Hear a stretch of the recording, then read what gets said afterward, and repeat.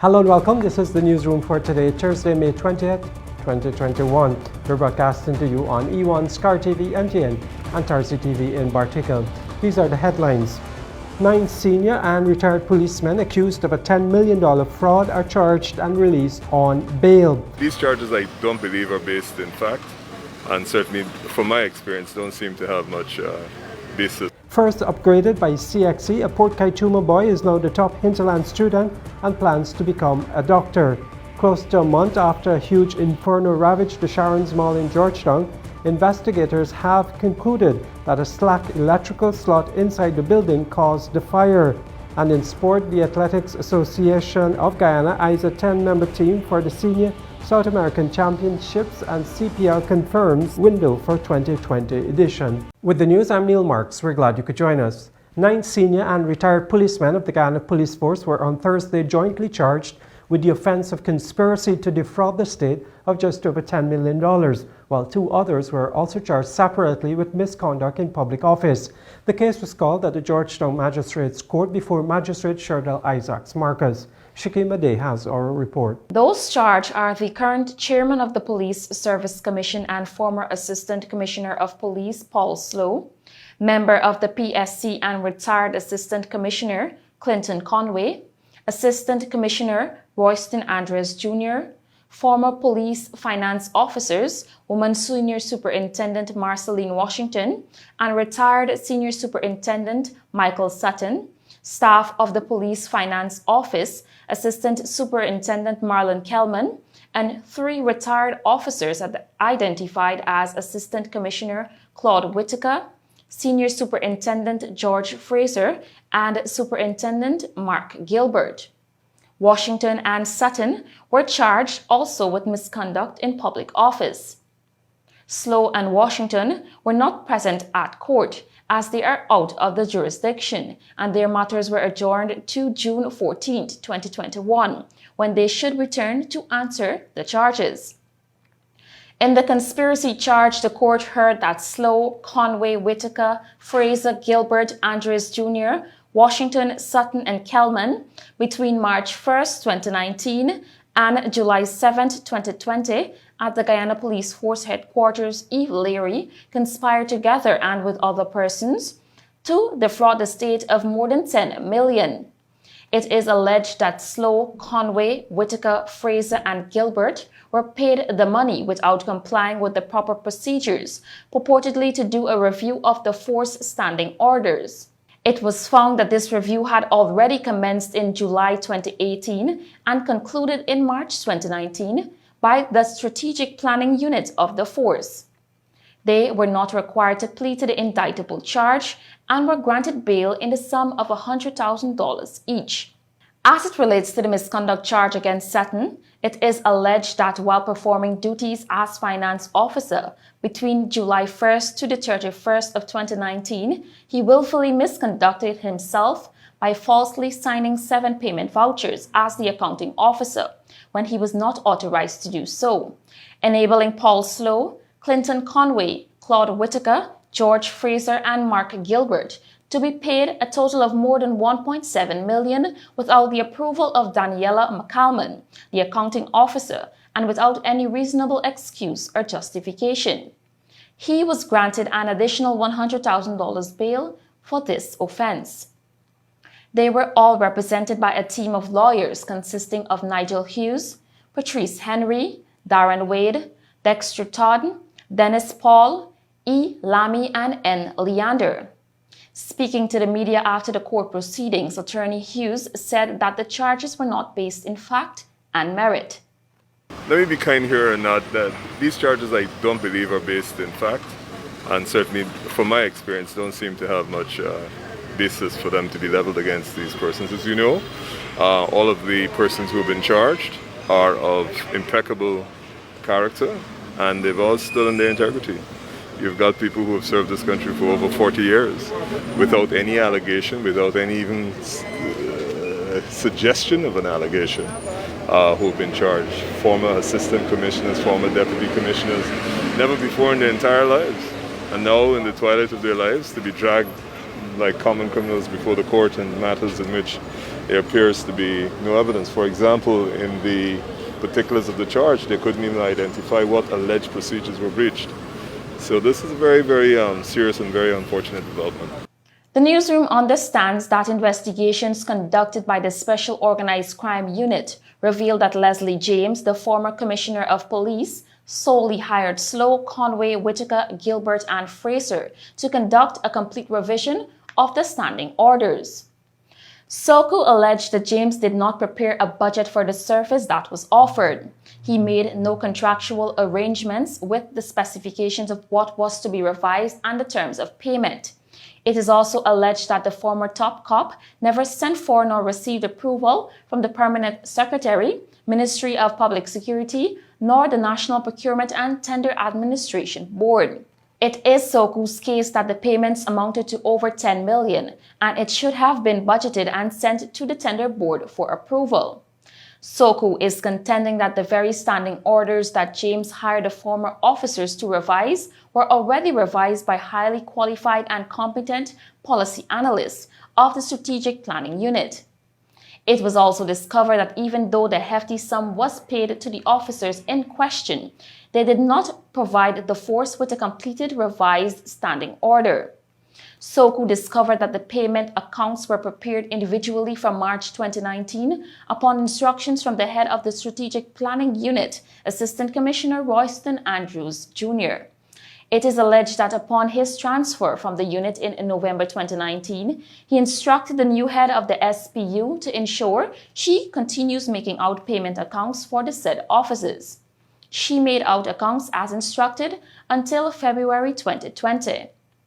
An examination by SOCU of over 60 payment vouchers showed that Washington and Sutton signed 15 payment vouchers, collectively as the accounting officer. As a result of what they did, Kelman entered the information into the IFMIS, although the vouchers were not approved and signed by the substantive accounting officer. The case is adjourned to June 3, 2021. For the newsroom, I am Shakima Day. Police in Berbice have put a dent in a suspected racket of stolen vehicles following the arrest of one of the main suspects and the recovery of several cars on Wednesday. A party of policemen headed by an assistant superintendent conducted searches in several locations and recovered 4 suspected stolen vehicles, which were later taken to the Rose Hall outpost and lodged pending an investigation. The newsroom understands that these cars are stolen and stripped for their parts. Meanwhile, a search was also conducted at the home of a female nurse of Rose Hall Quarantine, and in the lower flat a quantity of car-related documents were found, which were taken to Rose Hall outpost and lodged pending investigation. During the search, one of the main suspects in the racket was detained. However, he complained of feeling unwell and is presently in hospital on the police guard. The investigations are ongoing. As residents and the local authorities in Region 9, Upper Taku to Upper Essequibo battle the floodwaters flowing from the Amazon in Brazil and exacerbated by torrential rainfall, there is also a growing concern about the surge in COVID-19 cases. Vishani Raghubi reports. Speaking to the newsroom on Thursday morning, Regional Chairman Brian Allicock highlighted that many villages across the large region have been recording increases in the number of COVID-19 cases, with some recording cases for the first time. We're still fighting the COVID. We have an upsurge again in the south in different villages, new villages this time. So we still have to fight against that too, along with the waters, the flooded waters. Right. Well, they have some large village, Crowdar, Katunarib. Ishilton is receiving some more cases, positive cases. So, and the team is working around the clock to see how best we could address the issue. Well, of course, people interacting, helping one another. This is how the thing is spreading, So even though we have a village, we had it on lockdown, and Pisho had it for about 14 days, and when it is off now, cases again emerging. According to updates provided on Wednesday by the South Rupununi District Council (SRDC) on their Facebook page, there have been 4 confirmed COVID-19 cases in the village of Sawariwao in the south central Rupununi and 17 cases in the Katunarib village in South Rupununi. On Wednesday also, the Ministry of Health via their daily COVID-19 dashboard indicated that 8 new cases have been recorded in Region 9. In addition to the growing COVID-19 concerns, Alicok previously related that a surge of malaria cases has also been recorded for the regional authorities. Alicok also related that the floodwaters have receded by 8 inches, but they are expected to return, possibly higher. In the meantime, 3 families in Letem have been evacuated to the Tabatinga Sports Complex, where a number of households have been threatened by the floodwaters, according to Town Mayor John Macedo. There's about 50 households that is being threatened and slightly affected, and there are some that is affected, like I said, 5 homes. Water is in their home, right? And the all total that we analyzed so far, it's 50 households, like I said, is being under threat, some slightly, and some, the 5 severely. The region is still bracing for the worst since the seasonal flooding is far from over, according to the regional chairman. Yes, this climate change really creating a havoc on the predictions. But I know rain is continuously falling in Brazil. That my sister gives me an update every morning. And once the Rio Branco is coming in back, then we, but at the moment it's receding and the water is pulling out. We're happy about that. The regional chairman and mayor have mobilized resources to ensure that people in the town have access to purified drinking water, since those people with hand-dug wells no longer have access to clean water. Supplies from the Civil Defense Commission (CDC) are also being distributed. Reporting for the newsroom, I am Vashani Raghavir. A sting operation by the police force on Wednesday led to the arrest of a 44-year-old man named Sharon Crandon, the prosecutor of Guyana Geology and Mines Commission, in connection with taking a $300,000 bribe from a gold miner who was charged with illegal mining. Police headquarters in a statement noted that on Wednesday a gold miner visited the CID headquarters at Ivleri, Georgetown, and reported that in 2019 he was charged by the GGMC for illegal mining at Blackwater, Madhya. He claimed that on Wednesday the prosecutor called him and told him he is willing to dismiss the case if he pays him the $300,000 in cash, and if he did not comply then he would be convicted for the offense. The gold miner said the prosecutor arranged to meet him at a popular bar in Station Street, Kitty, Georgetown on Wednesday at 4 p.m. As a result, a sting operation was executed and a party of policemen arrested Crandon. A search was conducted on his person and the $300,000 in dimensions of $5,000 notes were found in his pants pocket. He was then told of the allegation, arrested and placed in custody. A Port Kaituma boy emerges as the top hinterland student in Guyana last tested for COVID-19 variants in January. The details after the break. Watching the newsroom. A number of students at the Port Kaituma Secondary School in Region 1 initially received ungraded as their result for 3 subjects, including mathematics and English, following the 2020 Caribbean Secondary Education Certificate examinations. But after reviewing those results, they have received the grades they worked for, and one student, Kieran Williams, has even emerged as the region's top student with 9 Grade 1 passes and 3 Grade 2 passes. He spoke with the newsroom's Vashani Raghavir. This morning, while I was watching the live that the Ministry of Education was doing, I was just looking at it, not expecting anything or so. And then I just heard my name because one of my teachers sent me the link, and I heard Kieran Williams, Region 1. At that moment, I was just looking at the screen. Is it me they're talking about? I was just so excited, and I was happy that at least I did something and it was a success. But it wasn't easy to get there, that I can say. But I've worked, and I'm thankful for the opportunity or the chance to be the top performer for Region 1. First off, I initially started with 8 subjects. I was writing 8 subjects, but then our school was only offering 8 at that time. Well, it's actually offering 8. But then I thought to myself, Port Kaituma Secondary School has never written above 10 subjects. So I was thinking, what if I make a difference and try to write something more and try to because people think the hinterland region that they can't perform well, and that the secondary schools they're not successful every year at CSEC. But I'm trying to change that and show that hinterland students have the ability, and they also have the same knowledge and the same things that they out there have. But it's just that we here need to look at that and learn to allocate our times and use the resources that we have around us so that we can show that we can perform well here. And I spoke to your Sir Leon, I think it was the end of last year, earlier this year, and he mentioned that a few of the students from Port Kaituma were affected with a mix-up in grades. Did that affect you also? Oh yes, that was really frustrating for all of us, I can say, because at the night, I can remember it was 8 o'clock. We were all there on our phones, ready to view the results online. And I saw messages coming in our grade 11 WhatsApp group. I got ungraded for math and English. That was one person, but I thought that was a one-person thing and that could be fixed. But then I logged into my CXC account to view my results. I saw ungraded for math and English. I thought it was me alone. And then I messaged in the group. I saw everybody had the same complaint, ungraded for math, ungraded for English. So at that point in time, I wondered, what have I done wrong? What did I do wrong? I worked really hard. I put in the work. I tried to think back if I forgot my name on the paper, I thought of everything, what have I could done wrong? But then again, it was my fault at that time, but it really affected our mental health at that time. It was frustrating.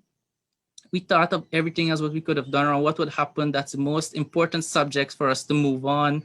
How would we get it? And how would we proceed from the secondary school life if we can't get that subject? So we reached out to our teachers, reached out to the district education officer just to find out for them to reach out to whoever they can to see if they can at least know what's going on. But since it was the entire school was just trying to reach out. We're just trying to get information to at least see if we can get our results. And thankfully, it did come back. Most persons got their results that they were happy with. But I'm thankful for mine, and I got what I got. And that's all. I give thanks to all the teachers that fought for us during that time. While hoping for a constructive conversation on how all students in secondary schools can benefit from equal resources and personnel, Minister of Education Priya Manichan has emphasized that making all schools equal does not mean that the ministry will take away from the existing top schools. The minister said this while answering questions at the announcement of the CXC results on Wednesday at the National Center for Education and Research Development in Kingston, Georgetown. Here's what she had to say. Without apology, we intend to make every secondary school an excellent secondary school. People should not hear that to mean that we're taking away from anything that exists. In fact, if we're having a relook at what we want to offer at secondary, some of the good schools might get more because we might discover you don't have all that we want you to have. So that's the first thing. There's always space for special education students who perform well in any country. And there are very many different things we can do to make sure there is more even placing. There are a couple of questions we have to ask ourselves. Are we serving all children equally? Do we have the resources and the monitoring? Because sometimes we have resources in schools that allow us monitoring and evaluation, that allow us to deliver education to the child who goes to the village school equally as the child who came out to a Georgetown-based school. Are we doing that? Are we serving? So the only thing I said that I want to repeat is that we are going to try to make all secondary schools that will produce children who will do well once they go there. That's what we said. We said we're exploring how that can happen and how that will happen.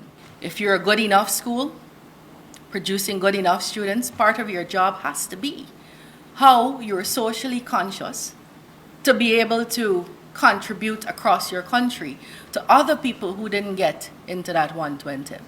And so a lot of the people who are complaining, and I enjoy the conversation, so let me just say that we want an equal chance only 120 of those kids will get in.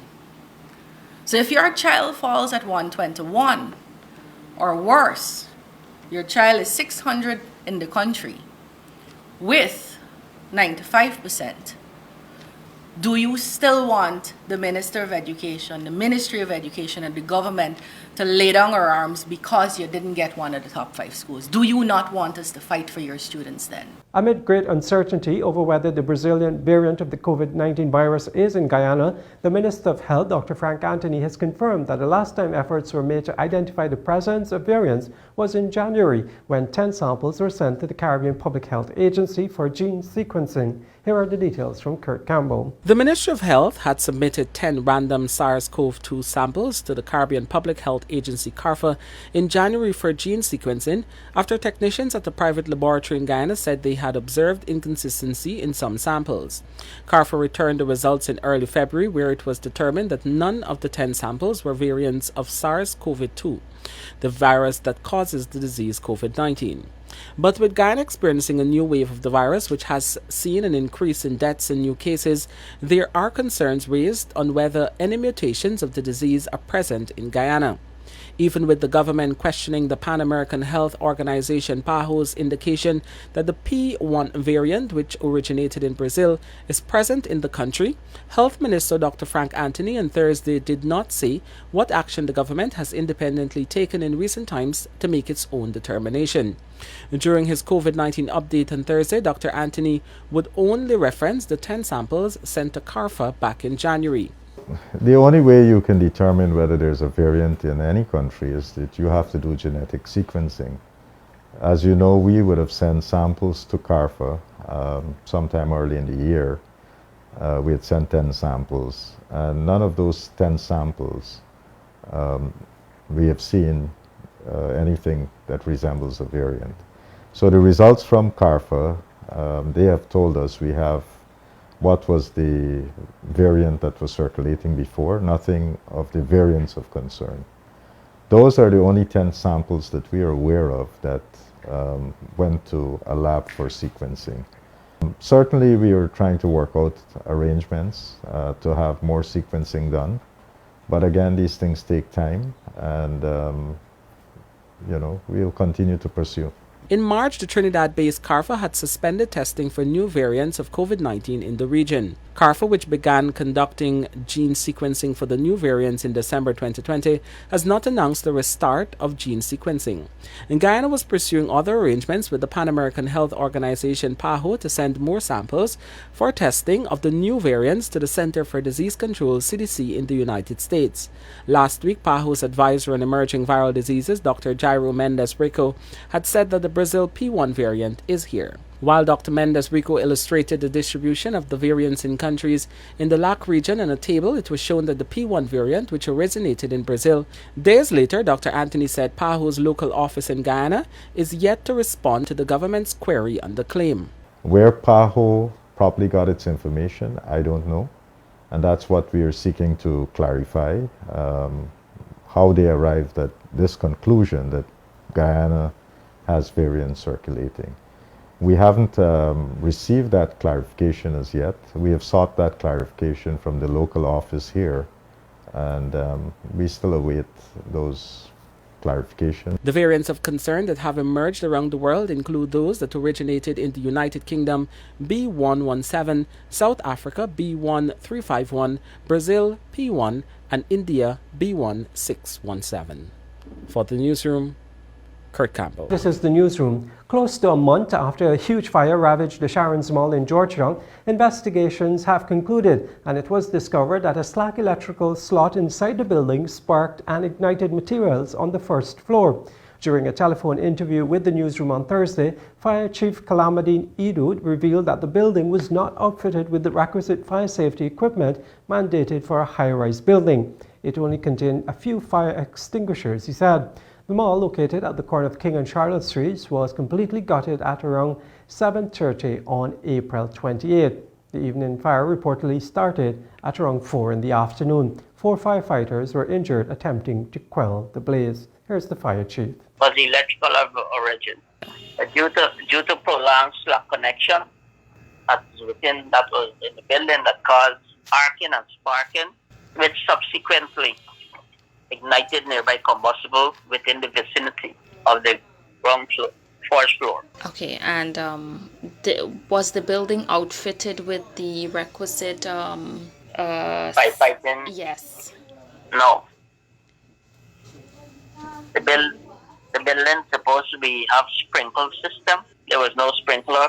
There was no smoke detector. There were just a few fire extinguishers. The Australian mining company Troy Resources has announced plans to temporarily cease operations at its main site at Kuruni in Region 7 as it pursues plans for additional lands it was able to secure to start a large-scale gold mine. Troy Resources is temporarily closing its Hicks 4 pit at Kuruni Region 7, which has been the primary source of ore delivered to the mill over the last 15 months. In recent months, a modest contribution has also come from the Spear Point open cut. The cutback comes amid a transition from open pit mining to underground mining. The company said with ore from Hicks 4 and Spear Point due to be exhausted by late June or early July 2021, there will be no mill feed available for a period for the Kuruni mill from Troy-owned operations. The plan to temporarily cease operations at Kuruni was considered because the timing of the first ore from the new smarts underground is not likely until later in 2021, and with only a month's additional contribution expected from its Gold Star pit. The newsroom reached out to Troy on Wednesday for clarification. In a written response, the company's managing director, Ken Nilsson, said the announcements are meant to update the market and not to advise that a shutdown is imminent and that Troy Resources has shifted some of its focus to a new area. He confirmed that the move will no doubt affect employment with an unknown number of persons facing likely retrenchment. On the resumption of operations to full capacity, the managing director has promised that existing employees who will be kept for the proposed maintenance activities and those persons who would be laid off will be considered first for restaffing, the managing director said.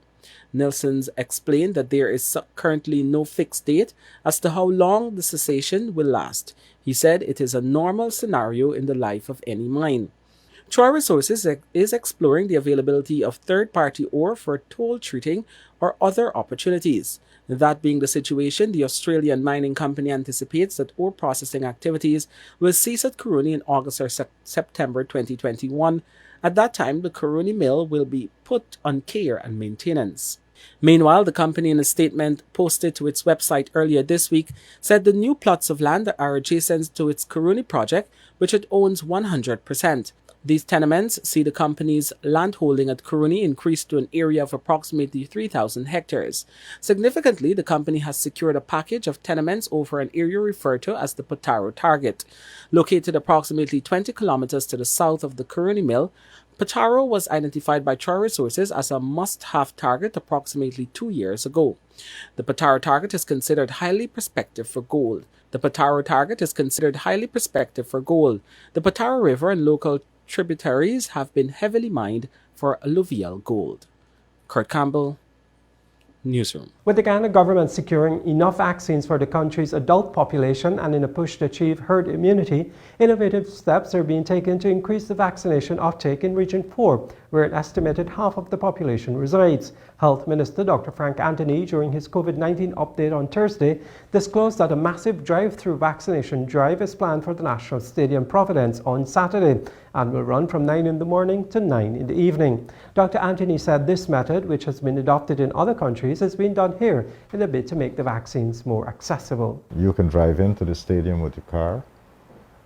Once you get into the stadium, those arrangements are in place where someone would approach the car, see how many of the occupants in there would need vaccination. Then they would do the paperwork for the vaccination, and then you proceed to the next station. At that station, that paperwork is verified, and then they will do the actual jab, and then you move on to the third station, where you wait for a 50 minutes period to observe whether or not you have any side effects. And once everything is clear, you can then drive off, and you've received your first dose. Because of how it's arranged, we think that we'll get a lot more people coming out. and it's quite convenient. So if 4 persons are in a vehicle, we can easily do 4 persons in that vehicle very quickly. When the newsroom returns, the financial weather and bridge reports along with sports.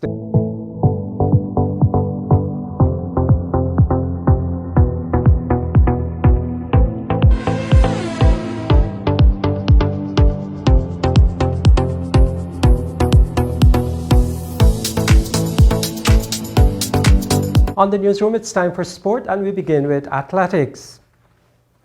President of the Athletics Association of Guyana, Aubrey Hudson, on Thursday said the hope is to send at least 10 persons, along with a coach and a manager, to the Senior South American Athletic Championships, which run from May 29th to 31st in Ecuador. We would have initially looked at 12 athletes, and these are athletes who would have both indicated to us their interest in going to the South American Senior Championship in order to make the qualifying standards for the Olympics.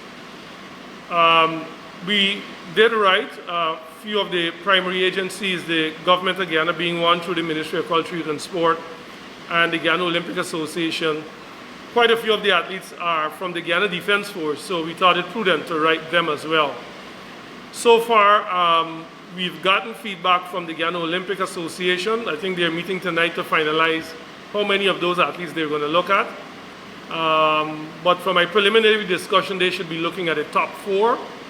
The Guyana Defense Force is still to officially pronounce on what they'll be doing, but I think particularly Mark Jalou and Akeem Stewart needs their support. And if we could have that with the Government of Guyana covering the other 6 athletes, I think it would be great, together with the manager and coach. But look, this is a game of reality.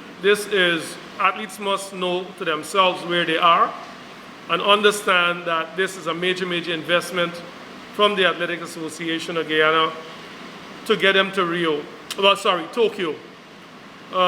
Some of them, when we look at their international ranking, there is some question mark about where they are now at this time in preparation for those events. But we continue to be very optimistic and listening to them about what they think they can do. But I think reality check needs to take in place. Based on funding, I would like to see at least 10 of those athletes going. And also, pertaining to Tokyo, we had 4 in Rio, and I would like to see that number at least 6 of them, because I'm a person who believes in growth. And if we sent 4 last year, and we sent 4 again this year or less, does not augur well for my tenure as the president of the AAG. So I'm looking for growth. We should have at least 6, and I'm looking for at least one of them to be in the finals. Guyana X Athletes and Friends Inc. will host a relay festival along with a 5K and 10K road race over the weekend. On Thursday, the organizers revealed their plans for the event and the impact they hope it makes. Akeem Green has more. It will be the 5th edition of the event, which will be a relay festival on Saturday at the National Track and Field facility at Leonora, while the road races will occur on Sunday morning along the Carifest Avenue corridor. This year will be bigger and better and more exciting. The reason why I said that is that we have added 5 more events to the program, and those are the 4x200 meter relay boys and girls.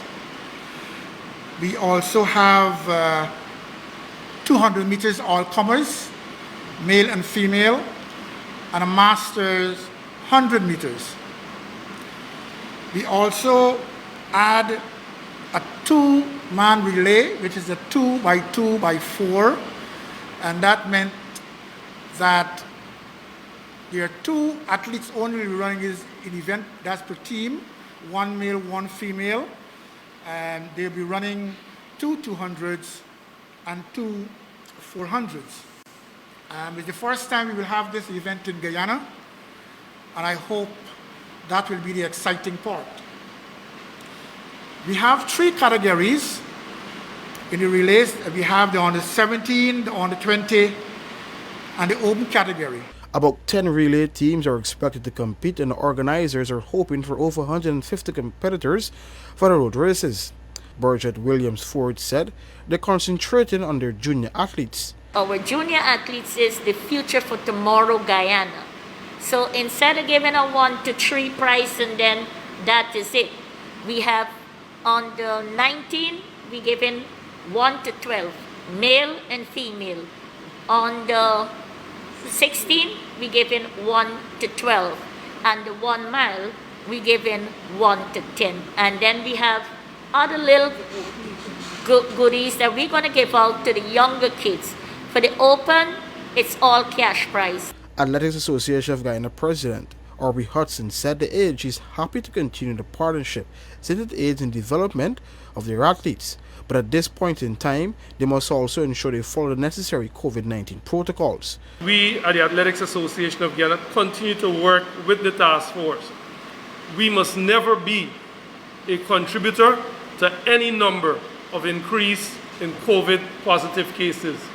Hence, we continue to encourage you guys to ensure that the necessary protocols are in place to avoid our event being an event where any athlete, any official, any other person in whatever capacity they're there in contracts COVID at your event. And I must say that I'm really and truly grateful for what I'm seeing. And as I said before, let us ensure the mechanism is in place to execute the plans that you guys have in having this as a safe event. For the newsroom, Akim Green. The tournament window for the 2020 Hero Caribbean Premier League has been confirmed. The 2020 event will get underway on August 28 and run through until September 19. Here's Akim Green. This year, the tournament will take place in St. Kitts and Nevis, with all 33 matches being played at Warner Park. This follows on from the successful stage of the Hero CPL in Trinidad and Tobago in 2020, where matches were held at the Queen's Park Oval and the Briar Cricket Academy. In 2020, the tournament had a combined viewership of 523 million, an increase of 67% on 2019, with a record value delivered to sponsors and commercial partners. Pete Russell, Hero CPL's Chief Operations Officer, said, open quote, "It is really exciting to have the tournament window for 2021 confirmed. I would like to thank the St. Kitts and Nevis government for agreeing to host this year's event. We'd also like to extend our thanks to Cricket West Indies for helping us create this window in a busy summer of cricket for them. We're looking forward to once again successfully staging the Hero CPL in 2021. End quote. Several of the franchises have already begun naming their retained list of players ahead of the players' draft potentially in early June. For the newsroom, Akim Green. Experienced Pakistan batsman Mohammad Hafiz is tipped to be signed by the Guyana Amazon Warriors for this year's edition of the Caribbean Premier League, which starts on August 28. A reliable source confirmed to Newsroom Sport on Wednesday that the all-rounder is set to be signed by the Warriors. The 40-year-old Hafiz previously represented the Amazon Warriors in both the 2013 and 2014 seasons for a combined 18 matches. He played for St. Kitts and Nevis Patriots in 2017 and 19. Amazon Warriors have retained 11 players who guided them to the semi-finals of the 2020 event. The Amazon Warriors have 6 spots left to fill in their squad. The entire CPL 2020 will take place in St. Kitts and Nevis. That's our broadcast for this evening. I'm Neil Marks. Remember, you can get the latest breaking news and sport at Newsroom.gy. Take care.